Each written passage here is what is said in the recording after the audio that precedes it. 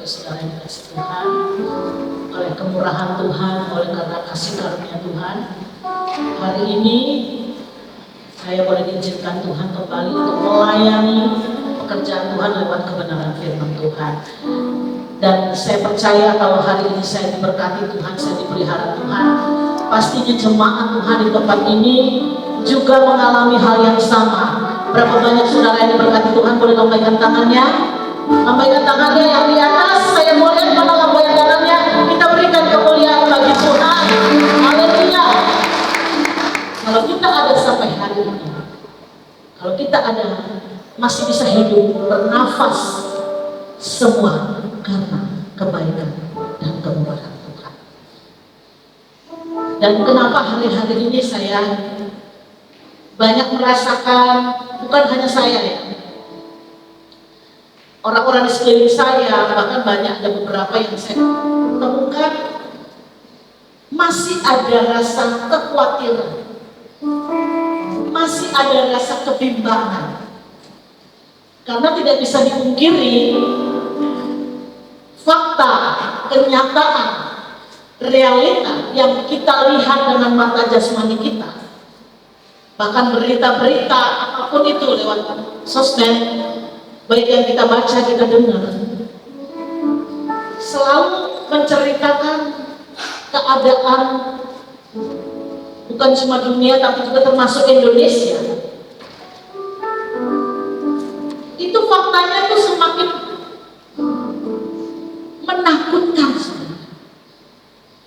Kita nggak usah ngomong yang terlalu tinggi lah ya, ngomongin soal yang sehari-hari kita hadapi, seperti kembali kepada kebutuhan pokok kita, soal makan minum ya.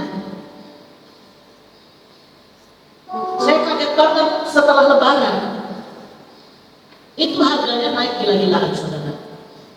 Bahkan setelah saya pulang pelayanan dari Tikalong, itu Lebaran hari pertama, hari kedua itu kan semua warung makan tutup gitu. Jadi waktu hari kedua saya pulang, saya pas sampai jam 1 siang saya cari makan pada tutup, akhirnya saya ke mall. Saya kaget, saya cuma makan nasi bakar.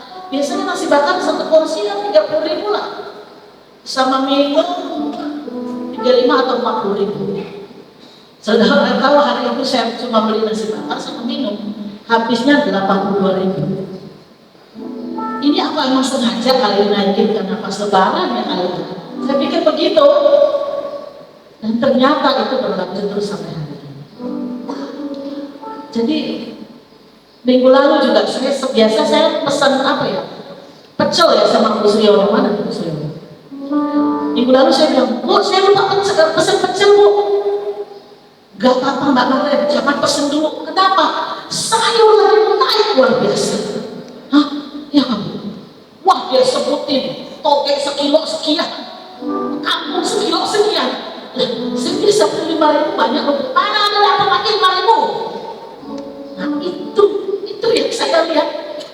Kalau ini soal sayur-mayur, makanan yang hari-hari tidak bisa kita pungkiri, kita temui itu. Dan kalau baca firman Tuhan rasanya nggak sinkron gitu.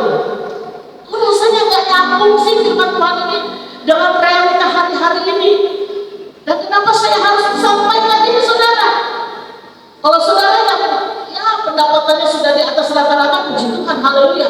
Saudara nggak pernah pusing soal makan, nggak pernah pusing soal beras. Tapi saya tahu jemaat Tuhan di sini pergumulannya luar biasa. Muter otak saudara, yang jualan juga gitu, gimana mau dapat untung. Makanya saya kadang kalau ke pasar saudara, janganlah ya, kita ini berlaku bijak lah ya. Orang jualan pasar yang penjual kecil tuh, dia untung tuh cuma 1.000-2.000. Lalu saudara tawar mati-matian. Pernah gitu nggak teman-teman? Untuk 1.000-2.000 kita tawar cabai, tawar sayur, cuma beda 1.000 dengan yang sebelah, pindah yang sebelah. Apa itu?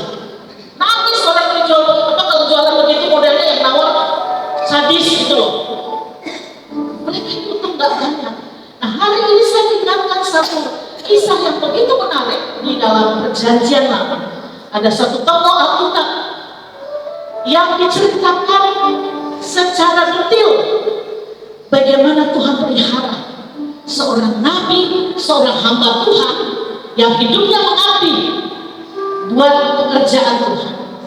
Saya temukan tokoh yang bernama Nabi Elia. Siapa namanya saudara? Jangan terbalik ya, jangan salah ngomong loh. Ada Nabi Elisa ada loh, dan jangan tambahin S. Ini Nabi Elia, ya, bukan Elisa. Nabi Elia.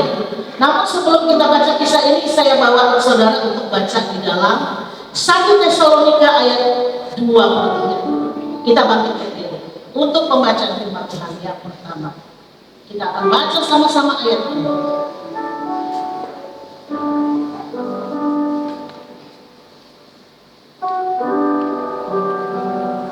1 Tesalonika 5 ayat yang ke-23.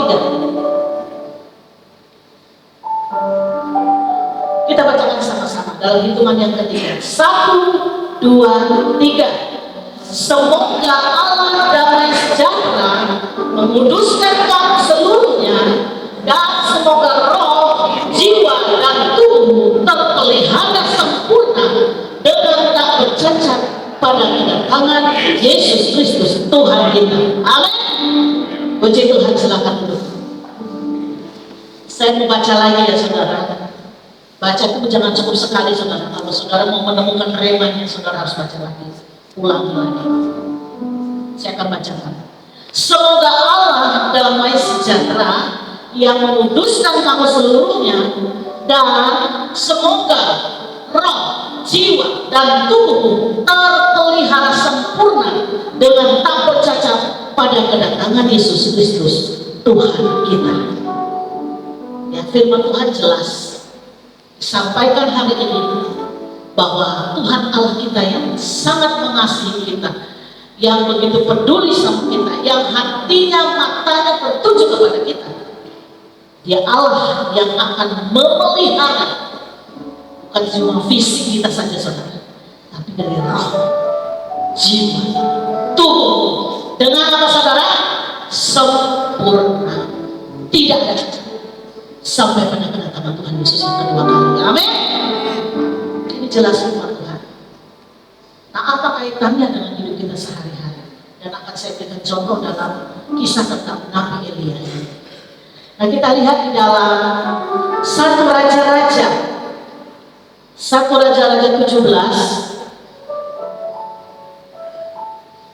Raja-Raja 17 ayat yang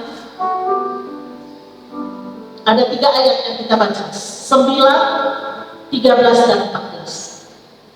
1 Raja-Raja 17. 1 Raja-Raja 17 ayat 9 dulu. Ini lewat bukti pemeliharaan Tuhan buat Nabi Elia. Yang pertama apa dia bilang begini?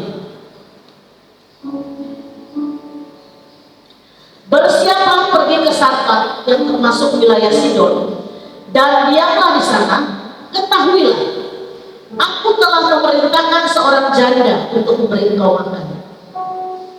Pertama, Tuhan pelihara Nabi Elia lewat seorang janda di Sarfat. Kalau dari kisahnya saudara baca, ini bukan janda kaya loh, ya, bukan janda yang berkelimpahan. Alkitab pun menceritakan janda yang perlu ditolong adalah janda yang apa? Yang kesusahan, yang kekurangan, itu yang perlu ditolong. Tapi hebatnya Tuhan bisa pakai seorang janda miskin memberkati Nabi Elia. Tuhan sudah bilang, aku telah memerintahkan seorang janda untuk memberi engkau makan. Nah, karena dia taat seorang hamba Tuhan, dia langsung pergi, nggak pakai nanya-nanya lagi, nggak pakai protes lagi. Tuhan, dia tuh janda miskin. Kalau namanya zaman dulu, kalau Tuhan ngasih contoh itu memang sesuatu yang glorifikan. Ini yang dipakai janda miskin. Nah, dia pergi ke Sarfat dan dia menemukan perempuan, ya, yang janda yang di Sarfat ini, dan Ini secara etika, kata kerama orang Indonesia, kita bertamu nih ke seorang ke rumah jemaat aja lah, nggak usah jalan-jalan lah. Datang-datang dia belum disuguhi, dia udah minta duluan. Tolong sediakan dulu bagi saya sepotong roti. Nah, dia perintahkan. Diceritakan perempuan ini bilang, aduh saya ini sesungguhnya nggak ada roti, tapi cuma ada apa saudara? Segenggam tepung dan sedikit minyak. Lalu perintah Elia bilang apa? Ya kamu bikin dulu itu, untuk saya dulu ya. Padahal ibu ini bilang, ini kalau saya bikin sekali ini, saya makan sama anak saya, habis itu saya mati, nggak ada lagi persediaan.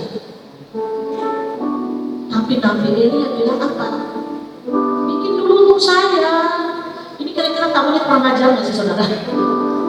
Ini jangan miskin. Dia udah bilang, kalau saya bikin roti ini hanya cukup untuk saya sama anak saya, habis itu saya mati. Tapi luar biasanya juga perempuan ini dia mengatakan, dia lakukan seperti apa yang diminta Nabi Elia. Dibikinin dulu tuh untuk Nabi Elia. Makan ada di situ.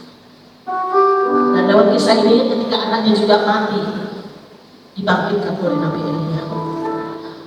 Tuhan bisa pelihara siapapun lewat apapun, termasuk lewat janda di sana. Akhirnya dia bisa makan, ya kan? Dia bisa minum, dia kenyang. Ada lagi yang kedua. Di ayat sebelumnya, di dalam 1 Raja-Raja 17. Nah, ayat yang ketiga.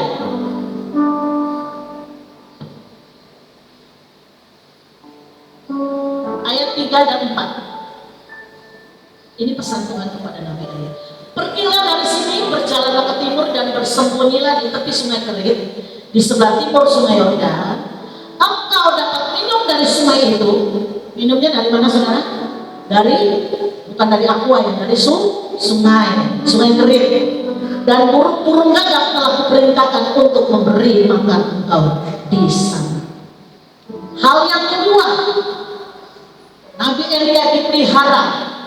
Tuhan bilang pergi ke sungai Kerit, nanti aku perintahkan burung gagak akan pelihara kamu dengan membawa apa? Daging dan roti. Minumnya dari sungai Kerit. Hamba Tuhan ini taat. Dia melangkah tanpa ada protes, tanpa ada nego segala macam. Dia melangkah. Dan selama itu dia dipelihara oleh seekor burung gagak. Tidak masuk akal kan? Kalau seandainya saya bilang tenang aja bu, nanti ada burung gagak atau burung apalagi merpati pelihara ibu, yakin tak bakal ibu puasa terpaksa lah istilahnya. Nah ini loh saudara. Dua peristiwa ini mengingatkan saya. Iya ya. Seorang nabi, seorang hamba Tuhan, seorang anak Tuhan dipelihara Tuhan dari sesuatu yang mustahil, dari sesuatu yang nggak masuk akal. Tuhan banyak 1001 macam cara untuk memelihara kita. Amin. Untuk menyediakan apa yang kau perlukan. Perkara makan minum. Ini. Minum di sungai Kerit, ada burung gagak bawa roti bawa daging saudara. Siapa yang masak itu? Itu udah matang itu saudara dagingnya. Tinggal dimakan, rotinya juga udah matang. Tuhan bisa perintahkan lewat burung gagak, lewat seorang janda di sana. Nah hal yang ketiga yang ajaib saudara. Ini gak pakai perantara saudara. Ini gak pakai perantara lewat seseorang, lewat binatang, lewat apapun. Ini yang paling keren saudara. Saya bilang bisa gak ya saya mengalami sesuatu yang seperti pengalaman Nabi Elia yang ketiga. Kita kembali lagi dalam 1 Raja-Raja 19. Kita buka 2 pasal berikutnya. Nah ini yang luar biasa. Ini yang saya mau ajak saudara. Saudara harus punya pengalaman ini. Nanti pada level berikutnya saudara akan dibawa Tuhan pada level seperti ini. Yang ketiga pengalaman Nabi Elia. 1 Raja-Raja 19 ayat yang ke-5 sampai yang ke-8. Ini luar biasa. Dikatakan seperti ini, saya bacakan. Sesudah itu ia berbaring dan tidur di bawah pohon arar itu. Tetapi tiba-tiba seorang malaikat menyentuh dia serta berkata kepadanya, bangunlah, makan. Sekali ayat 6. Ketika ia melihat sekitarnya, dia lihat siapa yang bangunin dia, kan? Maka pada sebelah kepalanya ada roti bakar dan sebuah kendi berisi air. Lalu ia makan dan minum. Kemudian habis makan minum dia apa? Baring lagi, ya kan? Ayat 7. Tetapi malaikat Tuhan datang untuk kedua kalinya dan menyentuh dia serta berkata, bangun, makan. Sebab kalau tidak perjalananmu nanti terlalu jauh bagimu. Saudara, 2 kali dibangun malaikat. Disediakan roti bakar, saudara, sama air dalam kendi. Yang ayat 8, saudara perhatikan. Maka bangunlah ia, lalu makan dan minum, dan oleh kekuatan makanan itu Nabi Elia berjalan 40 hari 40 malam lamanya sampai ke gunung Allah, yaitu Gunung Horeb. Ajaib kan saudara? Boleh beri tepuk tangan saudara? Tepuk tangan yang paling meriah buat Tuhan, bukan buat saya. Hanya dikasih makan roti bakar 2 kali sama malaikat Tuhan. Sesuatu yang nggak nampak loh saudara. Kalau tadi ada wujudnya, ada burung gagak, ada janda di sana. Nah yang ketiga ini nggak kelihatan. Waktu dia baring istirahat, kenapa? Saat itu Nabi Elia sudah menyelesaikan tugasnya untuk membunuh nabi-nabi Baal, 450 nabi Baal, ya, digorok lehernya sama Nabi Elia. Dan waktu dia membunuh nabi-nabi Baal yang dipelihara oleh Isabel itu, dia diancam mau dibunuh.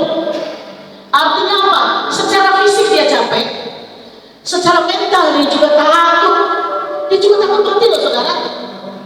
Nah di bawah pohon itu dia sedang istirahat dan dia bersembunyi.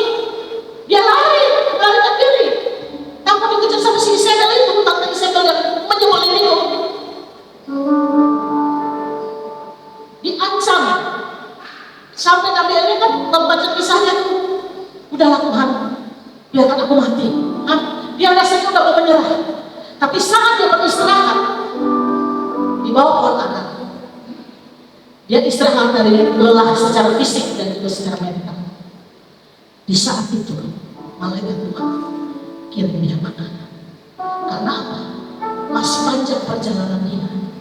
Hanya dengan makan roti bakar, minum air di kendi, dia melanjutkan perjalanannya 40 hari 40 malam. Luar biasa saudara. Lalu saya ingat ayat ini, Matius 4 ayat 4, ketika Yesus dicobai di padang gurun. Matius 4 ayat 4. Waktu Yesus dicobai sama iblis, jadi Yesus itu setelah dibaptis dibawa oleh Roh Kudus ke padang gurun, memang untuk dicobai. Dan pada saat Yesus 40 hari 40 malam itu dia puasa, saat dia mulai lapar, datanglah si setan bilang begini kan, kalau kau Tuhan, kalau kau memang Tuhan, ubah di batu-batu ini jadi roti. Nah itu tawaran dari iblis. Tapi Yesus menjawab, Matius 4 ayat 4 kata, ada tertulis, manusia hidup bukan dari roti saja, tetapi dari setiap firman yang keluar dari mulut Allah. Amin. Kalau saudara mau lebih jelas lagi, ada di Ulangan. Kita baca lagi Ulangan untuk mempertegas ayat ini. Kita buka di Ulangan 8 ayat 3. Poinnya sama dengan Matius 4 ayat 4. Ini ditegaskan lagi. Ulangan 8 ayat 3. Jadi ia merendahkan hatimu, membiarkan engkau lapar dan memberi engkau makan mana yang tidak kau kenal dan yang juga tidak dikenal oleh nenek moyangmu,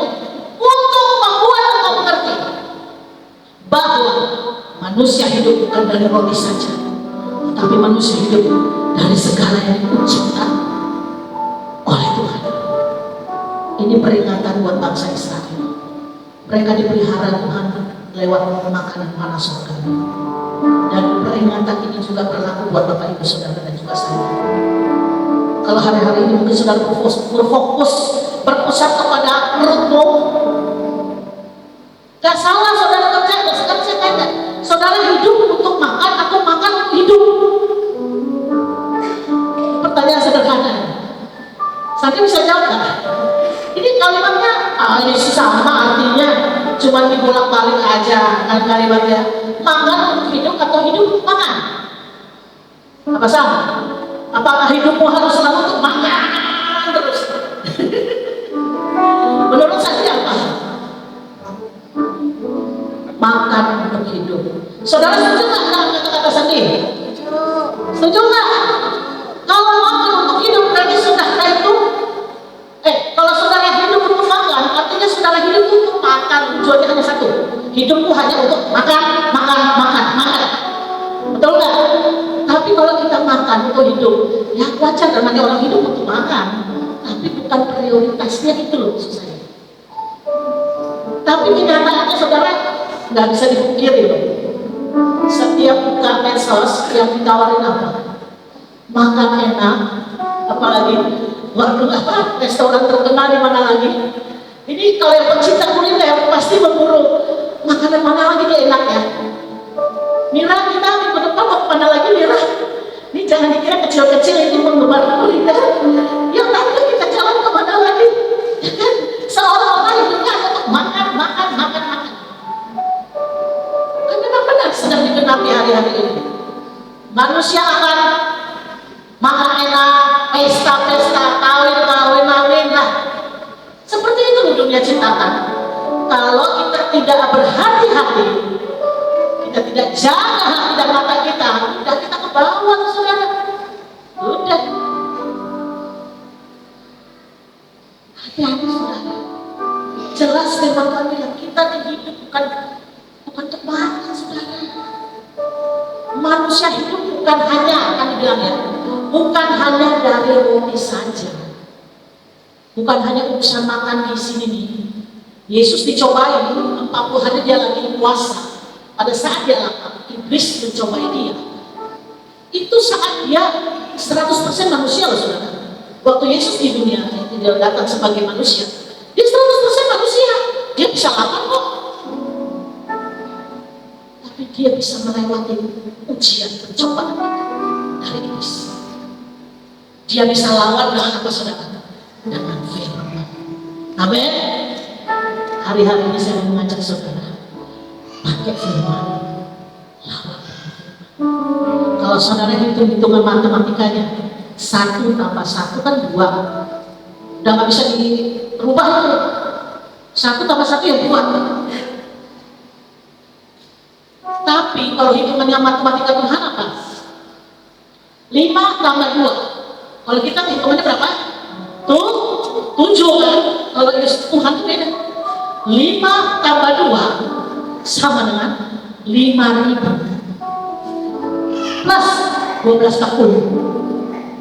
Lebihnya banyak kan? Nah, gimana itu hitungan ini salah? Kalkulatornya salah atau rusak? Enggak. Matematika Tuhan gak masuk. Tuhan bilang 5 roti 2 ikan. Kasih makan 5.000 orang laki-laki, belum termasuk perempuan dan anak-anak. Masih ada sisa 12 mangkuk. Amin. Hari ini saudara mengalami mujizat Tuhan. Amin. Saudara pastikan saudara akan dipelihara. Saudara akan mengalami keajaiban Tuhan. Saya lupa kasih tema hari ini, judulnya keajaiban pemeliharaan Tuhan. Amin. Boleh katakan sama-sama saya, keajaiban pemeliharaan Tuhan. Sekali lagi dengan iman, keajaiban pemeliharaan Tuhan. Amin. Luar biasa saudara. Ini keren banget tapi ini udah gak lewat perantara lagi Tuhan bekerja. Itu benar-benar tiba-tiba lagi enak-enak tidur, tiba-tiba ada roti bakar. Dia melihat ini siapa yang roti bakar roti ini? Yang masakin saya siapa ya? Gak ada, saudara. Nggak ada burung gagak, nggak ada ibu janda yang membantu saya bikin, tidak ada. Itu malaikat Tuhan. Ada saat-saat di mana kita mengalami sesuatu yang supranatural. Atau mungkin ada beberapa jemaat yang saya dengar, kadang Tuhan sediakan berkat lewat mimpi. Misalnya, wah saya dapat berkat begini Mbak, bener loh. Waktu saya ke satu tempat, benar berkatnya ada. Nah seperti itu. Itu sama saudara. Itu sesuatu yang supranatural, yang Tuhan bisa kerjakan di luar kemampuan kita. Sampai batas mana kemampuan kita, saudara? Saya mau tanya, sampai batas mana saudara mau lakukan apa yang saudara inginkan, apa yang saudara pikirkan? Kalau aku tadi bilang apa yang pikirkan, apa yang kehendaki, serahkan kepada Tuhan. Amin. Pastikan saudara harus tahu ini loh saudara. Jangan pada level yang cuma yang perantaraan saudara, tapi ada sesuatu yang Tuhan mau kerjakan iman lebih lagi, sampai mengalami sesuatu yang supranatural, sesuatu yang ajaib. Karena bagi Tuhan tidak ada yang mustahil. Amin. Saudara bisa ucapkan sama-sama saya, bagi Tuhan tidak ada yang mustahil. Amin. Bilang semuanya lagi, bagi Tuhan tidak ada yang mustahil. Ulang-ulang saudara, ini sampai nancep di otak. Jadi kalau lihat sesuatu yang ini sih kayaknya gak mungkin lah, tapi firman Tuhan bilang bagi Tuhan tidak ada yang mustahil. Kerjakan itu dengan iman, kerjakan itu dengan melibatkan Tuhan. Pasti ada ajaib, sesuatu yang ajaib yang di luar kemampuan kita, Tuhan kerjakan buat kita semua. Amin. Saya mau saksikan ini, ada kesaksian yang luar biasa saya dengar langsung dari Bapak dan Ibu Jono. Mungkin waktu kesaksian di rumah, waktu ucapan syukur, itu sebelumnya saya udah dengar.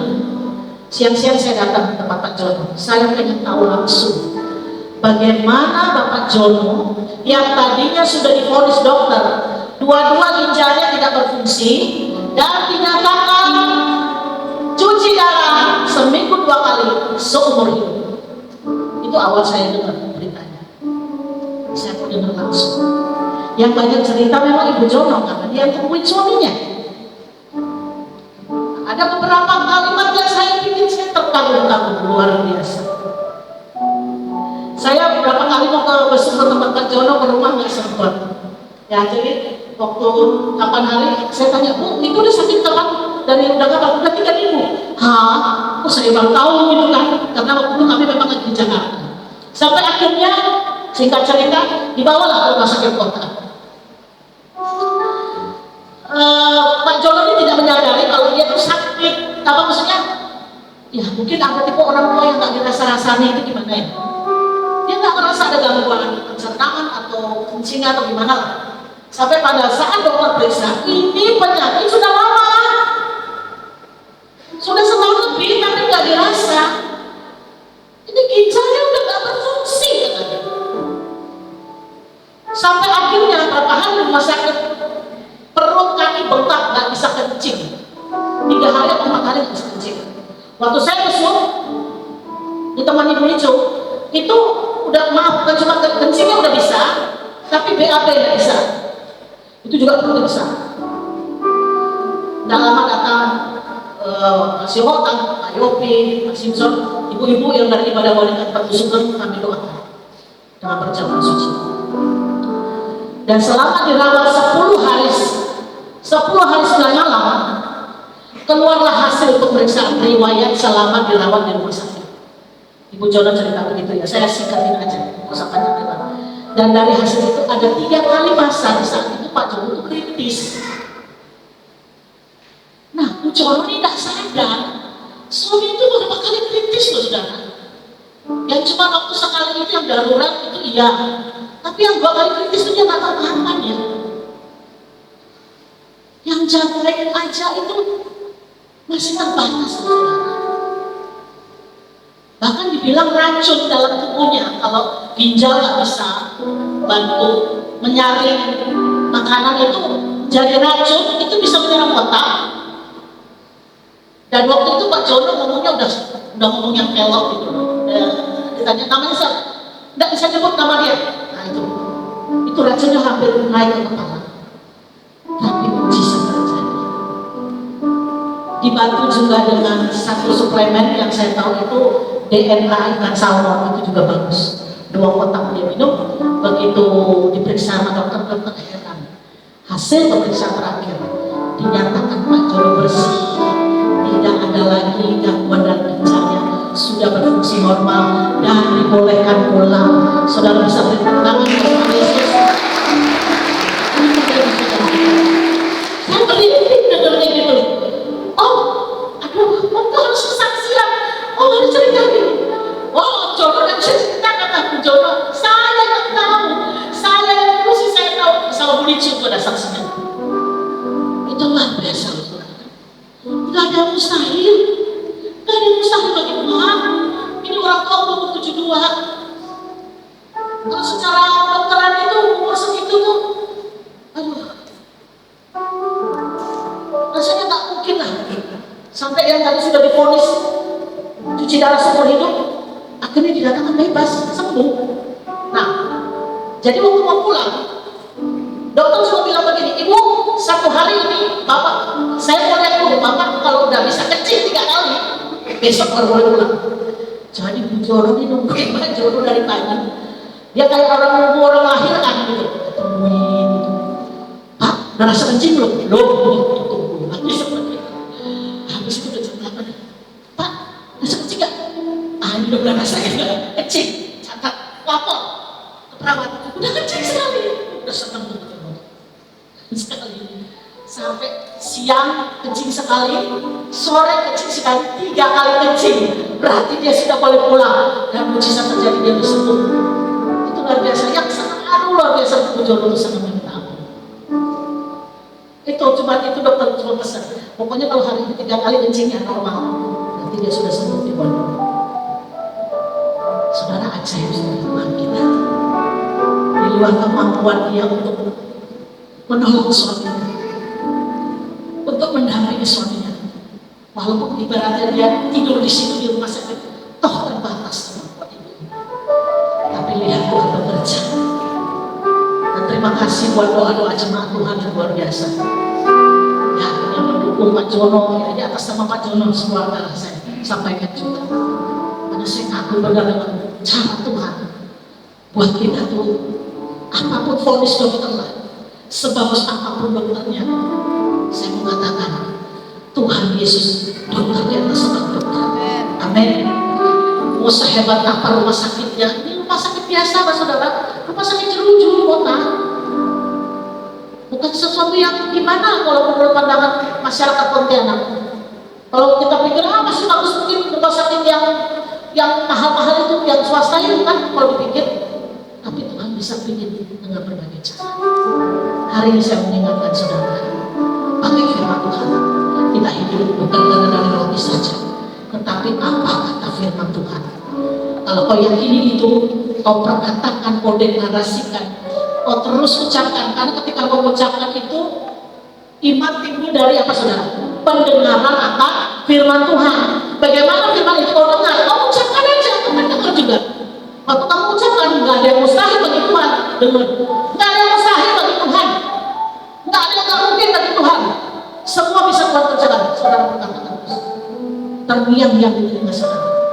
Ketika saudara menghadapi tantangan, ketika menghadapi saudara topan badai saudara. Di Dubai beberapa hari lalu ada angin puting beliung, angin kencang. Saudara kalau kayak gitu, saudara mau berlindung di mana saudara? Ngeri saudara. Cuma berapa hitungan jam kayak, atau juga lah. Pokoknya yang jelas itu ngeri Dubai waktu itu. Untuk angin, bukan cuma angin kencang, tapi angin putar itu saudara. Saudara mau berlindung di mana? Hari-hari ini saudara, rumah tangga mungkin sedang menghadapi badai besar. Atau saudara saat ini seperti di posisi Sadrak Mesak Abednego di dalam dapur perapian.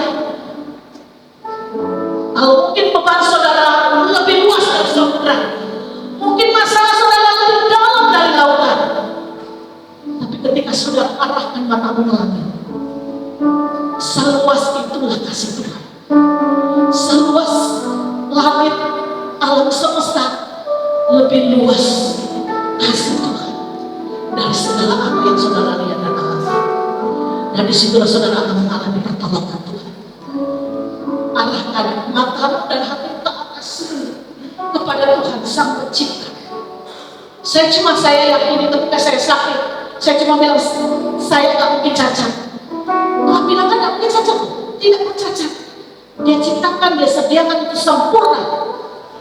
Tubuh, jiwa dan roh saudara, gak ada cacat, semuanya normal dalam nama Yesus. Saya sering berkatakan begitu. Kalau kaki saya udah mulai sakit, saya sering berkatakan begitu. Saya harus ngomong, saya ngajak ngomongnya dengan badan saya, dengan tubuh saya. Tolong ya, kerjasama ya. Saya mau pelayanan nih, saya mau naik motor. 2 minggu lalu saya berada di tengah-tengah ke desa Pare, kecamatan Air Besar. Saya naik motor di Bajang dengan kondisi hujan, jalanan licin. Saya jatuh dari motor, saya langsung ingat firman Tuhan. Sekalipun aku jatuh, tidak akan tergeletak. Amin. Pulang saya harus lewat sungai. Saya tertahan di situ 2 hari. Harusnya saya Senin pulang, saya harus pulang hari Rabu. Hari Kamis saya pelayanan di sini. Walaupun badan ini rembung redam saudara, tapi roh saya tetap menyala-nyala. Amin. Karena saya tahu dimanapun saya pergi ada penyertaan Tuhan, ada pemeliharaan Tuhan, ada perlindungan Tuhan. Saya sebenarnya jujur kalau pelayanan lewat sungai itu saya paling takut saudara. Karena apa? Saya itu nggak bisa berenang. Kalau dalam itu gimana gitu Tuhan? Kalau bisa janganlah pelayanan yang lewat sungai itu ngeri saudara. Tapi hari itu saya harus lewat sungai 4 jam. Ya sudahlah, saya tinggal berhitung aja begitu dah. Tidur aja untuk badannya, takut sebenarnya. Tapi kalau Tuhan izinkan lewat sungai kok, tidak ada cara lain. Gimana? Padahal aku datangnya lewat pakai motor, pulangnya lewat sungai. Tidak ada cara lain. Datang dari Ngapang, pulangnya lewat Kentayan. Itu bukti pemeliharaan Tuhan. Bukti Tuhan menyertai setiap kita. Amin. Akhir zaman ini jangan pernah takut, jangan pernah gentar, jangan pernah khawatir. Serahkan semuanya itu dalam tangan Tuhan. Inilah Tuhan kekhawatiranku, inilah Tuhan ketakutanku, inilah Tuhan kebimbanganku. Aku mau Tuhan beri aku kemenangan, aku mau Tuhan beri aku kedamaian, aku mau Tuhan beri aku ketenangan. Aku udah mulai nyesek nih Tuhan, rasanya gak sanggup kalau lihat keadaanku. Aku gak mampu Tuhan. Aku hanya bisa berserah sabar ke Tuhan. Bagimu gak ada mustahil, bagimu gak ada mustahil. Sesuatu yang ajaib Tuhan pasti kerjakan dalam hidup. Aku percaya Tuhan akan terus bekerja atas hidup. Bilang sama Tuhan kekhawatiranmu, ketakutanmu, kebimbanganmu, ketidakmampuanmu sama Tuhan. Dari situlah saudara akan mengalami keajaiban Tuhan, mujizat Tuhan, penyediaan Tuhan yang begitu ajaib dan sempurna buat setiap kita. Karena kita hidup lewat kebenaran firman Tuhan yang menghidupi setiap roh kita, jiwa kita dan tubuh kita. Haleluya. Mari saudara kita bangkit berdiri. Haleluya. Haleluya. Haleluya. Terima kasih. Terima kasih. Pada hari ini, hari Minggu, tanggal 21 April, di mana bangsa kita memperingati hari lahirnya satu tokoh wanita, tokoh pejuang bangsa, yaitu Harin Haji Kartini. Sebab itu, kami Kartini Gajah Mada 45 akan menyanyikan satu lagu wajib dan juga lagu Mas Pentekosta, wanita Pentekosta Indonesia ya. Kita sama